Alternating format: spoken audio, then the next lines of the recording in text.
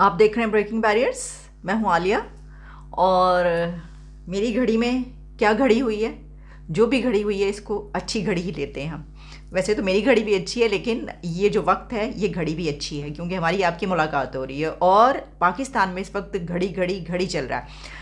अब हो क्या रहा है जनाब, हुआ ये है कि एक व्हाट्सएप चैट फवाद चौधरी साहब की सामने आ गई है और वो सोशल मीडिया पे वायरल हो रही है। वो व्हाट्सएप चैट उन्होंने की है उमर फारूक ज़हूर के साथ, जिसको पीटीआई ये मानने से इनकार करिए है कौन उस, और ये झूठ बोल रहा है बंदा, ये जो भी है। लेकिन उसके बाद फिर पता ही चला कि फवाद चौधरी साहब व्हाट्सएप पे चुपके चुपके उनसे बात करें और कह रहे हैं कि भाई क्या हो गया है, क्यों इस तरह की बातें कर रहे हो, ऐसी तो कोई बात नहीं, इस तरह ना करो, आईके का नाम ना लो, यानी खान साहब का नाम जो है ना लो, ये सही बात नहीं है, वगैरह वगैरह इस तरह। तो आगे से वो साहब जो हैं वो फरमा रहे हैं, उनको जवाब दे रहे हैं कि भाई मैं क्या करूं, मैंने ये ख़रीदा है और उनसे ही ख़रीदा है और इसकी इतनी ही कीमत है और ये वही तहाइफ हैं, तो मैं कैसे झूठ बोलूँ। ये सब कुछ चल रहा है। अच्छा, इसी के साथ साथ सारी रात एक बड़ी खबर गर्दिश करती रही, मतलब सोशल मीडिया पे तो एक तूफ़ान आया हुआ था। और वो तूफ़ान क्या था? वो तूफ़ान ये था कि नए आर्मी चीफ को का जो नोटिफिकेशन है वो जारी कर दिया गया आईएसपीआर की तरफ से। और नोटिफिकेशन क्या जारी हुआ कि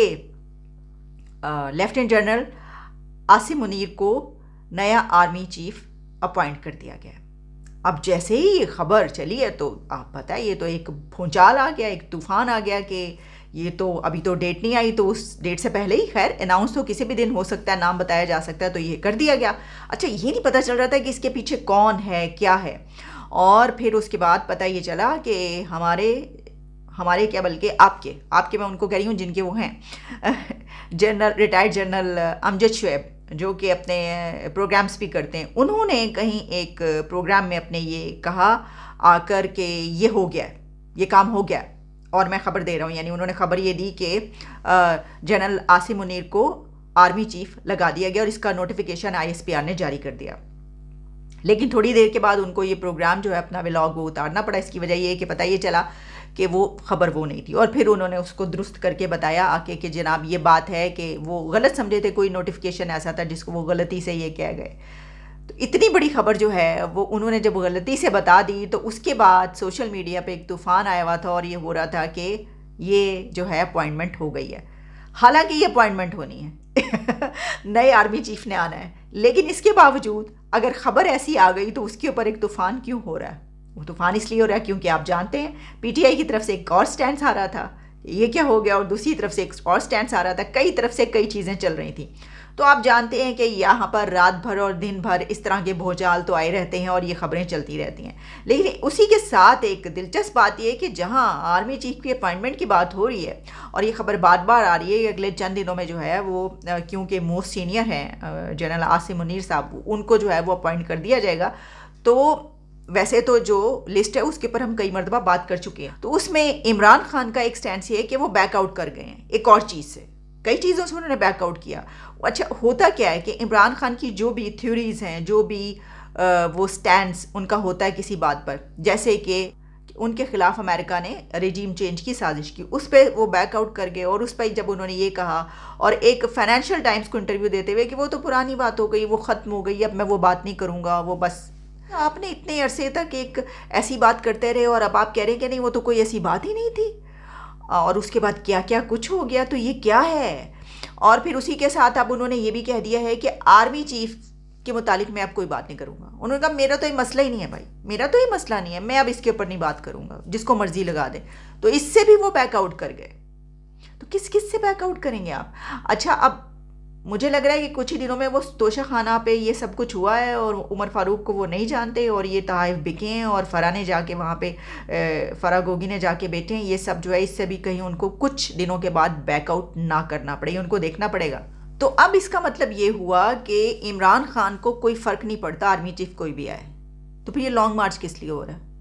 अगर तो इससे आपको कोई फ़र्क नहीं पड़ता और आप कहते हैं हाँ हाँ जी कोई मसला ही नहीं, मसले मसाइल ही नहीं, जो मर्जी आए, और इलेक्शन, ये अभी तक उन्होंने नहीं कहा कि इलेक्शन जब मर्जी हो हमें कोई मसला नहीं। मुझे लग रहा है अब जो अगला वो अपने स्टैंड से इनहराफ करेंगे और बैकआउट करेंगे वो ये होगा कि जब मर्जी इलेक्शन करवाएं, भाड़ में जाए, मुझे नहीं चाहिए इलेक्शन, जब मर्जी करवाएं, मेरा क्या है, मैं इस तरह बैठा हूँ, मेरी तो पहले ही टांग में गोलियां लगी हुई हैं, मैं और रेस्ट कर लूँगा, मैं और घर में बैठ के आराम कर लूँगा। मुझे आप यकीन करें अब इस चीज़ का इंतज़ार है कि इससे इमरान खान कब बैकआउट करेंगे, वो उस वक्त करेंगे कि जब वो लॉन्ग मार्च में, जो आप जानते हैं कि एक मरतबा पे स्टार्ट हो चुका है, तो वो जब उस टाइम पर पहुंचेंगे और जब अपॉइंटमेंट भी हो जाएगी और उसके बाद जब उनको ये नज़र आएगा कि नहीं मैंने जो कुछ किया इससे भी कोई फ़ायदा नहीं हुआ, तो फिर वो उससे भी बैक आउट करेंगे और वो कहेंगे कि मुझे अगली इलेक्शन भी नहीं चाहिए।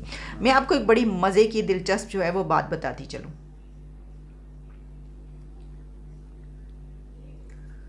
कि इमरान खान जो आज लोगों के, पाकिस्तान के दिलों और आवाम के दिलों पर राज कर रहा है,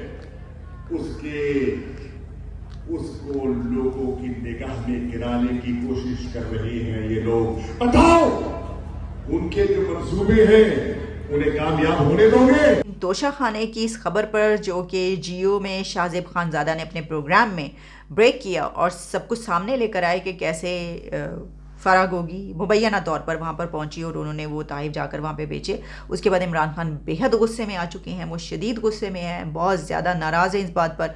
और उन्होंने अपना जो लॉन्ग मार्च में वीडियो लिंक से एड्रेस किया, उसमें उन्होंने लोगों को ये बताया कि वो जियो और शाहजेब खानजादा के ख़िलाफ़ कानूनी चाराजोई करने लगे, उनके ख़िलाफ़ केस करने लगे हैं। और ना सिर्फ ये कि ये वो जियो और शाहजेब खानजादा के ख़िलाफ़ केस करने लगे, बल्कि इसके साथ साथ वो जो उमर फ़ारूक, वो बंदा है जिसने ये सब कुछ कहा है आके, वो वहाँ पर दुबई में उसके ख़िलाफ़ भी केस करने लगे हैं।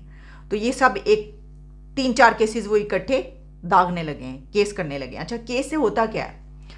सबसे आसान तरीका ये इमरान खान साहब को ये चाहिए कि वो बता दें भाई मैंने, इसने नहीं ख़रीदी, इसने नहीं बेची, मैं तुम्हें बता रहा हूँ। और इसका सबसे आसान तरीका ये कि ये लो, ये देख लो, मैंने इसको बेची है।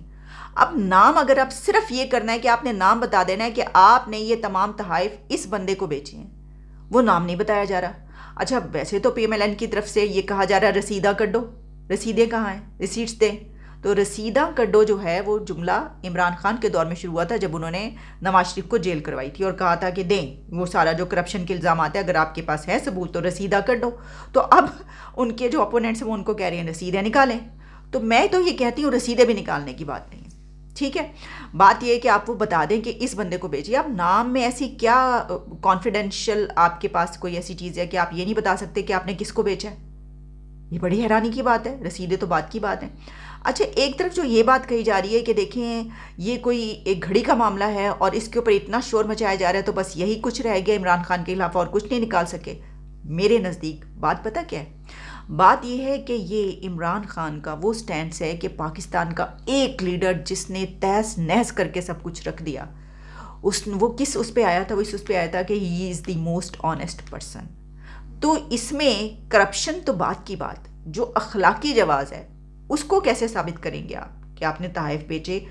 और सही, मैं देख रही थी कि मुबशर ज़ैदी साहब ने एक ट्वीट जब वो की फवाद चौधरी साहब ने कुछ लिखा, उन्होंने उसके ऊपर लिखा कि घड़ियाँ बेची हूँ, क्या फाके पड़ रहे थे घर में खाने को रोटी नहीं थी, क्या था कि आपने उठा के ऐसी घड़ियाँ बेच दी। अच्छा, वो घड़ियाँ ही नहीं है, सिर्फ वो एक घड़ी नहीं है, तो वो जो घड़ी है उसके साथ एक पेन भी है, लेकिन पेन की तो हमारे नज़दीक कोई अहमियत नहीं है, कलम की क्या औकात, ठीक है जनाब। तो इसलिए हमने पेन पे कलम पे कोई तवज्जो ही नहीं दी। लेकिन मैं आपको तवज्जो दिलाना चाहती हूँ कि उस जो कलम है उसके अंदर कितने डायमंड्स लगे हुए हैं, तो आप ज़रा देख के हैरान और परेशान रह जाएंगे। बात यह है कि उन्होंने एक हीरे, जो रिपोर्ट है उसके मुताबिक तोशा खाने से लिए गए पेन, उसके साथ पेन भी है और कफ लिंक्स भी हैं जो बेचे गए हैं।